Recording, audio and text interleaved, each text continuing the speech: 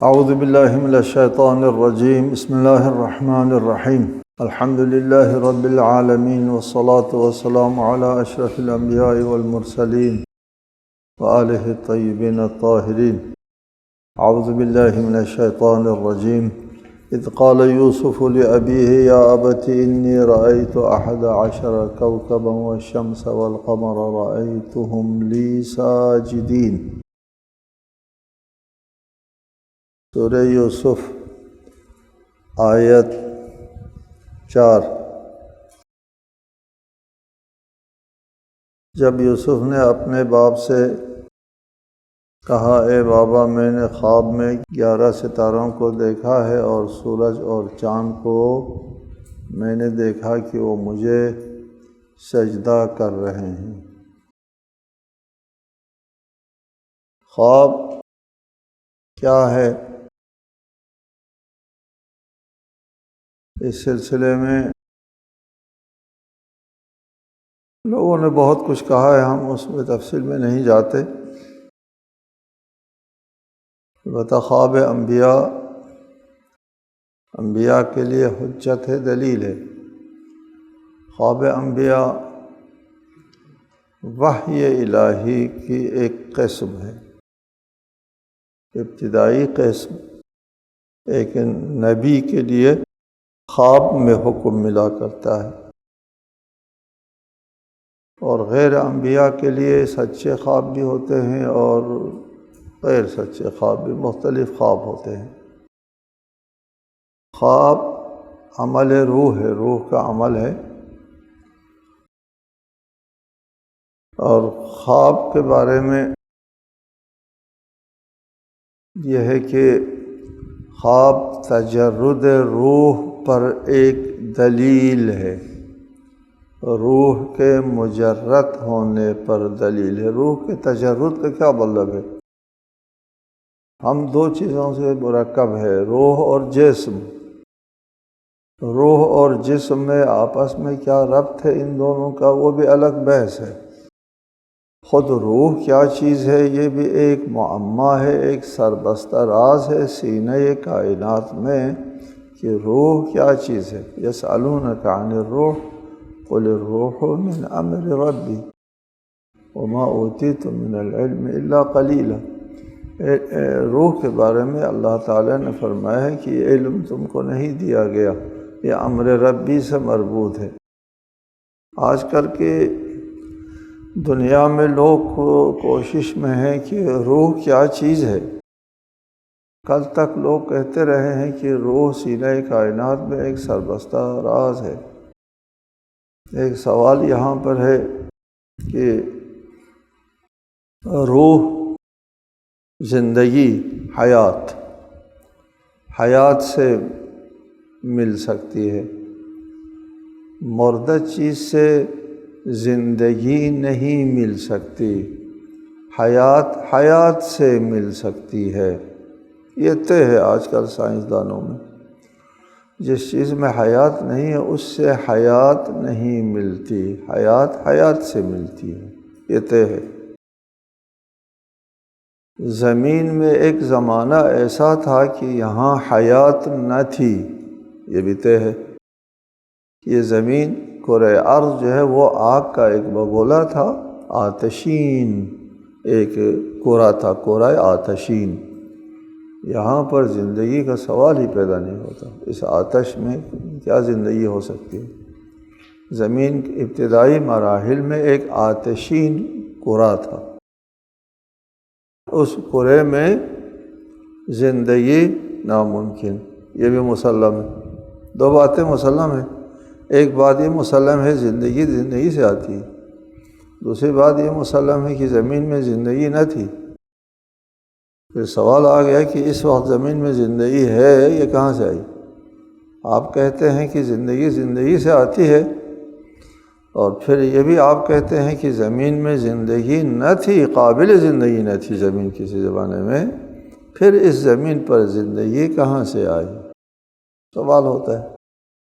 جواب میں استدلال کیا ہے کہ کہیں سے کوئی صورت نہیں ہے زندگی آنے کی، سوائے اس کے کہ زندگی کا خالق ہے اللہ تعالیٰ کا، وجود جو ہے اللہ تعالیٰ کی خالقیت اس سے ثابت ہوتی ہے۔ یہ ایک اصطلاح ہمارے مفکرین علماء نے آ کر کہا کہ اس قسم کا استدلال صحیح نہیں ہے۔ آپ مجہولات کی جگہ پر جہاں آپ کو علم نہیں حاصل ہوتا وہاں اللہ کو رکھتے ہیں، چونکہ پتہ نہیں چلا کہ یہ زندگی کہاں سے آتی ہے۔ آپ کو پتہ نہیں چلا نا، اس نسل کو پتہ نہیں چلا کہ زندگی کہاں سے آتی ہے۔ آپ کہتے ہیں چونکہ زندگی کہیں سے آنے کی کوئی صورت سمجھ میں نہیں آتی، لہٰذا اللہ خالق ہے اور اللہ نے زندگی دی۔ ضرور اللہ نے زندگی دی ہے، یہ ہمارا عقیدہ ہے، مسلم عقیدہ ہے، لیکن اللہ نے جو زندگی دی ہے، اللہ جو خالق ہے، اس کے لیے مجہولات کو استعمال نہ کرو، چونکہ ہم کو نہیں پتہ لہٰذا اللہ ہے، یہ نہ کہو۔ کل کو آپ کو نہیں پتہ تھا زلزلہ کیسے آتا ہے، وہاں آپ اللہ کو رکھتے تھے، اور ابھی پتہ چل گیا کہ وہ زلزلہ کہاں سے آتا ہے، یہ پھر اللہ کی ضرورت نہیں ہے۔ نہ رکھا کرو، جہاں مجہول ہے وہاں اللہ کو نہ رکھا کرو۔ یہ مجہول اگر معلوم میں بدل جاتا ہے تو پھر اللہ کی ضرورت نہیں ہے۔ زلزلہ اللہ کی طرف سے آتا ہے، لیکن اس کے علل و اسباب ہوتے ہیں، اس کا انسان کو پتہ چلتا ہے۔ حیات اللہ کی طرف سے ہے، لیکن حیات کن ذرائع سے وجود میں آتی ہے آپ کو ابھی پتہ نہیں چلتا۔ ان ذرائع کی جگہ اللہ کو رکھتے ہیں، یہ درست نہیں ہے۔ ان ذرائع کے کل اگر پتہ چل گئے انسان کو تو پھر اللہ کی ضرورت نہیں ہے۔ یہ طریقے استدلال ہمارے محققین علماء رد کرتے ہیں کہ مجہولات کی جگہ اللہ کو نہ رکھا کرو۔ چنانچہ چند سال پہلے یہ اعلان ہوا کہ سائنسدانوں نے زندگی کے راز کی طرف ایک قدم بڑھایا۔ جی، وہ کہتے ہیں کہ زندگی جو ہے انسان کے ڈی این اے کے جو میں موجود 3 ارب سالمے ہیں، 3 ارب سالمے ڈی این اے کے اندر، ان 3 ارب سالموں کے منظم ترتیب سے زندگی کی کرنٹ آ جاتی ہے، روشنی، زندگی کی روشنی چمک جاتی ہے۔ جی، زندگی کہاں سے نکلتی ہے؟ ان لوگوں نے کہا زندگی نکل رہی ہے ان 3 ارب سالموں کی منظم ترتیب سے، اندھادھند نہیں، ایک منظم ترتیب ہے۔ ان کو جب منظم ترتیب میں رکھا جاتا ہے سالموں کو، 3 ارب سالموں کو، پھر زندگی کی روشنی جو ہے وہ چمکنا شروع ہو جاتی ہے۔ بہرحال یہ ایک قدم ہے کہ یہ زندگی یہاں سے نکلتی ہے 3 ارب سالموں کی منظم ترتیب سے۔ خواب روح سے مربوط ہے۔ خواب روح کے مجرد ہونے کی علامات میں سے ایک علامت ہے۔ روح مجرد ہے، یعنی مجرد ہے کیا مطلب؟ روح مادی نہیں ہے، مادہ اور ہے، روح اور ہے۔ روح مجرد از مادہ ہے، مادے سے خالی ہے، مادے کے علاوہ مستقل چیز ہے۔ ابھی اس جسم میں روح موجود ہے، جب یہ جسم میں موجود ہے، اس جسم اس ڈھانچے کے اندر موجود ہے اور انسان بیدار ہے، تو یہ روح اپنے جس جسم کو استعمال کر رہی ہے اس کے اوزار اور وسائل کے بغیر جو ہے وہ اپنا کام نہیں کر سکتی۔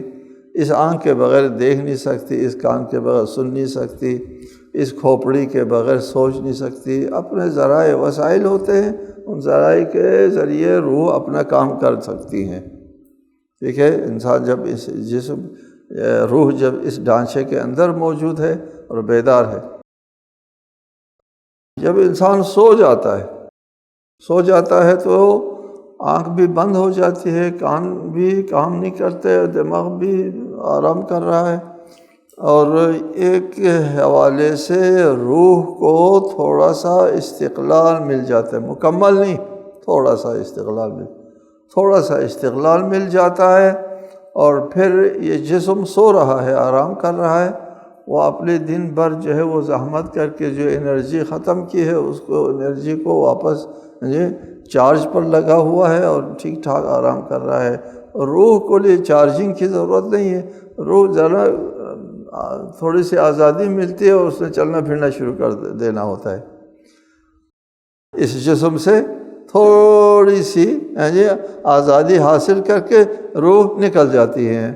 جب روح نکلتی ہے تو وہ بغیر آنکھوں کے دیکھنا شروع کر دیتی ہے، بغیر کانوں کے، چونکہ اس جسم کو تو سونے دیا نا، چھوڑ دیا ہے، جسم سے کام لینا بند کر دیا، تھوڑی سی آزادی مل گئی، استقلال مل گیا، اب بغیر آنکھ کے دیکھنا شروع کرتا ہے، بغیر کان کو سننا شروع کر دیتا ہے اور چلنا پھرنا شروع کرتا ہے۔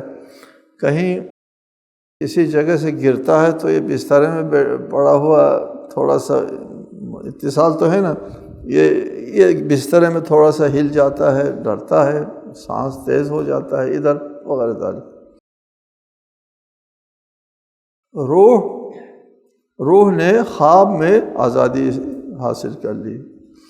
یہ روح کے غیر مادی ہونے کے دلائل میں سے ایک دلیل ہے کہ دیکھو اب بغیر آنکھ کے دیکھنا شروع کر دیا ہے، کہ اگر یہ مادی ہے تو پھر وہ آنکھوں کے بغیر روشنی کے بغیر رؤیت متحقق نہیں ہوتی۔ رؤیت کس کو کہتے ہیں کہ روشنی جو ہے وہ جس چیز کو آپ دیکھ رہے ہیں اس کے روشنی آپ کی آنکھوں کے اوپر منعکس ہو جائے، اس کو رؤیت کہتے ہیں۔ یہاں تو آنکھ بند ہے، سماعت جو ہے وہ آواز کے ارتعاش آپ کے کان کے پردوں کے ساتھ ٹکرائے اور وہ پردے اعصاب کے ذریعے دماغ تک پہنچائے، وہ بھی نہیں ہے۔ دیکھیے جی آواز بھی نہیں آ رہی، پھر بھی آواز سنتے ہیں، آدمیوں کو دیکھتے ہیں۔ کون دیکھ رہا ہے؟ روح دیکھ رہی ہے، بغیر آنکھ کے بغیر، لہٰذا روح مادی نہیں ہے، ایک بات۔ دوسری بات، خواب میں انسان مستقبل کی چیزیں دیکھتا ہے، خواب میں آئندہ ابھی ہوا نہیں ہے، ٹھیک ہے جی، ہوا نہیں، وقوع پذیر نہیں ہوا، اور ہونے والے واقعات بہت دیکھتے ہیں۔ آپ نے بھی دیکھا ہوگا، ہم بھی دیکھتے رہتے ہیں کہ ابھی واقعہ ہوا نہیں ہے، واقعہ ہونے سے پہلے خواب میں نظر آتا ہے اور پھر ایسا ہی واقعہ ہو جاتا ہے۔ یہ سب کے لیے وہ ہے، سب کے تجربے میں ہے یہ بات کہ واقعہ ابھی ہوا نہیں ہے کیسے نظر آیا؟ یہ روح کو نظر آتا ہے، یہ آپ کے مادی وجود کو نظر نہیں آتا۔ کیوں؟ اس لیے کہ آپ کا مادی وجود زمانی ہے، زمانی، ٹھیک، یہ زمانے کے زد میں ہوتے ہیں، زمانی ہے، اور آپ کا روح چونکہ مادہ نہیں ہے لہٰذا غیر مادی چیز زمانے کے زد میں نہیں ہوتی، وہ زمانی نہیں ہے، اس کے لیے گزشتہ آئندہ ایک چیز ہے۔ اس لیے روح چونکہ مادہ نہیں ہے، غیر زمانی ہے، زمانے کے زد میں نہیں ہے، لہٰذا روح آنے والے واقعات کو بھی دیکھ لیتی ہے۔ ٹھیک ہو گیا؟ یہ تجرد روح کے اوپر ایک دلیل ہے۔ ایک اور آپ کے معلومات کے لیے یہ دلیل قائم کی جاتی ہے کہ روح مجرد ہے، روح جسم سے الگ چیز ہے، مختلف چیز ہے، باہم مربوط رکھا ہے اللہ تعالیٰ نے۔ وَنَفَخْتُ فِيهِ مِن رُوحِي، روح نفخ ہوتا ہے، داخل کی جاتی ہے جسم کے اس ڈھانچے میں، ایک مستقل چیز ہے۔ اس کے لیے ایک بات جو آپ کو ذہن میں رکھ لینا چاہیے کہ ہمارا جسم جو ہے وہ کئی خرب 100 خرب سیل سے وہ ہے، خلیات ہوتے ہیں ہمارا جسم، سیل۔ ہمارے جسم جن سیلوں سے مرکب ہیں، سیلوں پر مشتمل ہے سیل، یہ سیل کی بھی اپنی عمریں ہوتی ہیں، اس کی عمر پوری ہونے پر وہ سیل گر جاتا ہے، گر کر ختم ہو جاتا ہے، راکھ ہو جاتا ہے، کاربن ہوا کے ذریعے، تنفس کے ذریعے فضا میں منحل، ٹھیک ہے، اس کی جگہ خون جو ہے وہ تازہ سیل بناتا ہے۔ سیل جب پرانا ہو جاتا ہے وہ منہدم ہو جاتا ہے، گر جاتا ہے، جیسا ایک شہر ہے، یہ گھر جب پرانے ہوتے ہیں وہ گر جاتے ہیں، لوگ اس کو خود گرنے سے پہلے گرا دیتے ہیں۔ ہمارے جسم کے بھی یہ خانے ہیں، وہ خانہ پرانا ہونے سے خود گر جاتے ہیں، اور سمجھدار لوگ خود گرنے سے پہلے گرا دیتے ہیں۔ کیسے گراتے ہیں؟ ورزش کر کے، ٹھیک ہے جی، ورزش ان سیلوں کو، پرانے سیلوں کو گرانے سے عبارت ہے۔ جب آپ پرانے سیلوں کو گراتے ہیں ورزش کر کے یہ تو خون کو کیا کرنا ہوتا ہے؟ نیا سیل بنانا ہوتا ہے۔ نیا سیل بنانے کے لیے خون زیادہ درکار ہوتا ہے، اور دل جو ہے وہ ساتھ دیتا ہے کہ دھڑکتا ہے، تیز تیز دھڑکتا ہے کہ خون فراہم کرتا ہے، آکسیجن کی ضرورت ہوتی ہے، سانس بھی پھول جاتا ہے، سارا نظام جسم جو ہے وہ آپ کے ورزش کا ساتھ دینے کے لیے آمادہ ہوتا ہے کہ اس شہر کو جو ہے نیا گھر بنا دیں اور بوسیدہ ہونے سے بچائیں۔ آپ کا سیل جو ہے وہ گرتا رہتا ہے، خون نیا سیل بناتا ہے۔ اس طرح 6 سے 7 سال میں 6 سے 7 سال میں آپ کے جسم کا پورا وجود بدل جاتا ہے، پورا وجود آپ کے جسم کا بدل جاتا ہے، ٹھیک ہے۔ آپ اپنی زندگی میں کتنے مرتبہ آپ بدل چکے ہیں معلوم ہے؟ آپ اپنے عمر کا اندازہ 6 پہ تقسیم کریں، یہ وہ 3 مرتبہ 4 مرتبہ 5 مرتبہ آپ بدل چکے ہیں۔ آپ کا مادی وجود 100% بدل چکے، ٹھیک ہے۔ اس کے باوجود آپ خود نہیں بدلے، اس سے پتہ چل گیا کہ جو بدل گیا ہے وہ مادی ہے، جو نہیں بدلا وہ غیر مادی ہے۔ تجدد روح پر اہم ترین دلیل ہے یہ۔ اور بھی دیگر بھی دلیل ہے کہ مثلاً آپ بیٹھتے ہیں، ایک چیز میں منہمک ہیں، آپ بڑے انہماک کے ساتھ، بڑے اشتیاق کے ساتھ آپ اس کی طرف جو ہے وہ اپنی نظر مرکوز کیے ہوئے ہیں۔ ساتھ میں ایک بندہ ہے، صاحب ادھر دیکھیں ادھر دیکھیں، اس کی آواز آپ نہیں سنتے، جی وہ بار بار آواز دے رہے ہیں آپ کو، آپ نہیں سن رہے کہ آپ بہت بڑے انہماک کے ساتھ ادھر دیکھتے ہیں، اس ساتھ والے کی آواز نہیں سن رہے۔ جبکہ مادی کام ہو گیا۔ مادی کام کیا تھا؟ آواز کا ارتعاش کان کے پردوں کے ساتھ ٹکرانا تھا، اس نے ٹکرا دیا۔ صاحب بھائی جان دیکھو، بات سنیں جی، بات سنیں جی، بات سنیں۔ اس نے اپنا کام کیا، کیا تھا کام؟ آواز کو آپ کے کانوں سے ٹکرانا تھا، ٹکرا دیا۔ آپ کے کان کے پردے میں ارتعاش بھی آ گیا۔ اس ارتعاش نے آگے اعصاب کے ذریعے دماغ تک بھی آواز پہنچا دی، ٹھیک ہے۔ مادی کام سارا ہو گیا، 100% وجود میں آ گیا۔ وہ غیر مادی جو ہے وہ ادھر مشغول ہے، جو وہ نہیں سنتا، جس نے سننا تھا، ٹھیک ہے، وہ غیر مادی ادھر اس سے بھی واضح ہو گیا مادی چیز الگ ہے، غیر مادی چیز الگ، روح ہے۔ لہذا خواب روح کے مجرد ہونے پر، تجرد روح پر جو دلائل ہیں ان میں سے ایک اہم دلیل خواب ہے۔ انسان خواب میں آزاد ہو جاتا ہے اور پھر مستقبل کی چیزیں دیکھنا شروع کر دیتا ہے، ماضی کی چیزیں دیکھنا شروع کر دیتا ہے۔ انبیاء کا خواب حجت ہے، وحی کا ایک طریقہ ہے۔ تجرد روح کے ذریعے اللہ تعالیٰ اس وقت جو ہے اپنے بات جو ہے وہ اس نبی کے روح کے اوپر نازل فرماتا ہے۔ خواب میں، بیداری میں کہاں نازل کرتا ہے اللہ تعالیٰ؟ بیداری میں بھی روح پر نازل کرتا ہے، جی۔ قلب کہا ہے، قرآن مجید نے کہا ہے کہ جبرائیل نازل ہوتا ہے کہ تاکہ آپ کے قلب کے اوپر، قلب کہتے ہیں روح، یہ اس مرکزی جگہ کو جس کا معنی روح سے بھی آگے انسان کے جو مرکزی قوت و طاقت ہے وہاں پر جو ہے وہ وحی نازل ہوتی ہے۔ بیداری میں بھی، بیداری میں جبرائیل جب وحی لے کر کے آتا ہے تو وہ اس آواز کے ذریعے سے نہیں جو آواز ہر کوئی سن سکتا ہے، جی، اس رؤیت کے ذریعے بھی نہیں جو رؤیت ہر شخص کے امکان میں ہے، اس سے ماورا جو روح سے متعلق ہے اس آواز سے بات کرتا ہے جبرائیل، اور اسی روح کی آنکھوں کے ساتھ رؤیت متحقق ہوتی ہے۔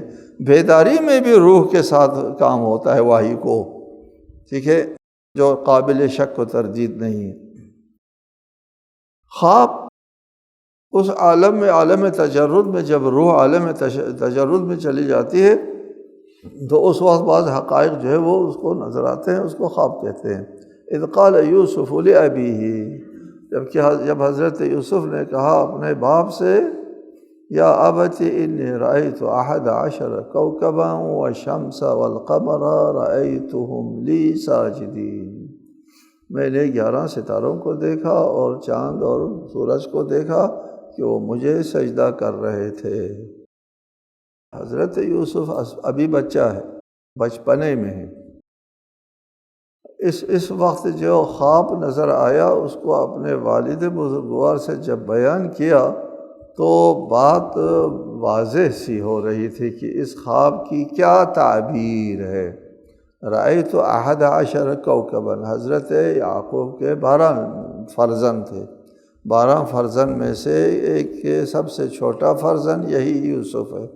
یوسف کے علاوہ 11 فرزند تھے، احد عشر کوکبا، 11 ستارے ہو گئے۔ والشمس والقمر، چاند سورج چاند جو ہے وہ والدین ہو گئے۔ رأیتہم لی ساجدین، وہ مجھے سجدہ کر رہے تھے۔ واضح رہے لفظ سجدہ ہر چیز کا اپنے حساب سے ایک تعظیم کو کہتے ہیں، لفظ تعبیر ہے سجدہ، ورنہ چاند کا اور سورج کا اور ستاروں کا کوئی ماتھا زمین پہ نہیں لگتا، نہ کوئی زمین ہے نہ کوئی ماتھا ہے نہ جو تعظیم، ان کے تعظیم اور احترام کرتے ہوئے دیکھا گیا ہے۔ اس تعظیم کو لفظ سجدہ کے ساتھ تعبیر کیا ہے۔ اس سے یہ نہ سمجھے کہ یہ عیناً وہی بندگی اور عبودیت والا سجدہ ہے جو ہم خدا کے سامنے کرتے ہیں، نہیں، یہ وہ نہیں ہے، تعظیم ہے۔ جب یہ خواب حضرت یوسف نے حضرت یعقوب سے بیان کیا کہ میں نے یہ خواب دیکھا ہے، فوراً حضرت یعقوب نبی تھے، سمجھ گئے، خواب بھی سمجھ گئے اور خواب کی تعبیر کی طرف بھی فوراً متوجہ ہوئے۔ نہ حضرت یعقوب بلکہ ہر سننے والا متوجہ ہوتا۔ 11 ستارے دیکھے اور 11 فرزند ہے حضرت یعقوب کے، 12 فرزند ہے۔ تفصیل انشاءاللہ آئندہ آیات میں بیان۔ السلام علیکم ورحمۃ اللہ وبرکاتہ۔